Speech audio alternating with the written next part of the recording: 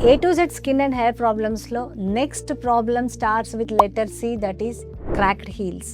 So ఈ cracked heels లేదా fissure feet అనేది చాలా కామన్. ప్రతి ఒక్కళ్ళు కూడా ఈ ప్రాబ్లంతో most of them are suffering with this problem. So ఎన్ని క్రీమ్స్ వాడినా కూడా ఈ ప్రాబ్లం తగ్గట్లేదా? ఎన్ని మాయిశ్చరైజర్స్ పెట్టినా కూడా మళ్ళీ ఈ ఫిషర్ ఫీట్ లేదా క్రాక్డ్ హీల్ అనే ప్రాబ్లం రికర్ అవుతోందా? సో దీనికి కారణాలు ఏంటి, ఇది ఎందుకు వస్తుంది అనేది డిస్కస్ చేద్దాం. సో క్రాక్డ్ హీల్స్ అంటే ఫిషర్ ఫీట్. ఇక్కడ ఏమవుతుందంటే హీల్స్ దగ్గర స్కిన్ అనేది అంటే పగిలిపోయినట్టుగా, చర్మం డ్రై అయిపోయి పగిలిపోయినట్టుగా వచ్చి గీతలుగా వచ్చి చాలా ఇరిటేటింగ్గా ఉంటుంది. చాలామంది ఇది డ్రై స్కిన్ వల్లే అనుకుంటారు, కానీ అండర్లైన్ ప్రాబ్లమ్స్ కూడా చాలా ఉంటాయి. మెయిన్గా ఏంటి అంటే డయాబెటీస్ ఒకటి, ఇంకొకటి అటోపిక్ డెర్మటైటిస్.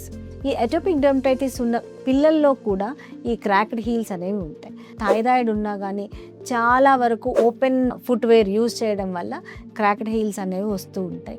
ఎక్కువసేపు నిల్చున్నా కూడా క్రాక్డ్ హీల్స్ వస్తాయి. ఇప్పుడు ఒబేస్ పీపుల్ ఉన్నారు అంటే వాళ్ళ వెయిట్ అనేది ఆ హీల్స్ మీద పడుతుంది. ఆ హీల్ మీద వెయిట్ పడినప్పుడు స్కిన్ అనేది స్ట్రెచ్ అయ్యి అప్పుడు కూడా ఈ ఫిషర్ ఫీట్ అనే ప్రాబ్లం వస్తూ ఉంటుంది. చాలామంది జస్ట్ మాయిశ్చరైజర్స్ అప్లై చేస్తారు, నో రెస్పాన్స్ అనుకుంటూ ఉంటారు. బట్ అండర్లైన్ ప్రాబ్లం తెలుసుకోవడం అనేది చాలా ఇంపార్టెంట్.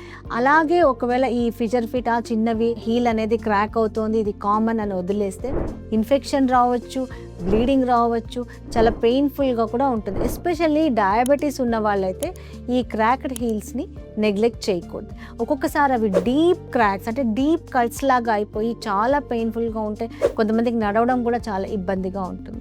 సో ఇలాంటి ప్రాబ్లం ఉన్నప్పుడు ఖచ్చితంగా మీరు దీనికి సొల్యూషన్ అనేది డెర్మటాలజిస్ట్ దగ్గరికి వెళ్తే డెఫినెట్గా మీకు సొల్యూషన్ అనేది దొరుకుతుంది. ఈ క్రాక్డ్ హీల్ అనేది ఆ ప్రాబ్లం కనుక కంటిన్యూస్గా ఉంటే మీరు ఇంట్లో కూడా స్లిప్పర్స్ యూజ్ చేయాలి.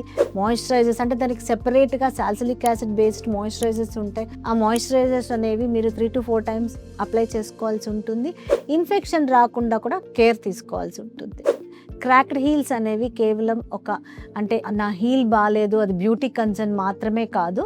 సో కొన్నిసార్లు ఇది మన స్కిన్ హెల్త్, లైఫ్ స్టైల్, అంతేకాకుండా కొన్ని హెల్త్ కండిషన్స్ నుంచి బాడీ ఇచ్చే సిగ్నల్స్ కూడా కావచ్చు.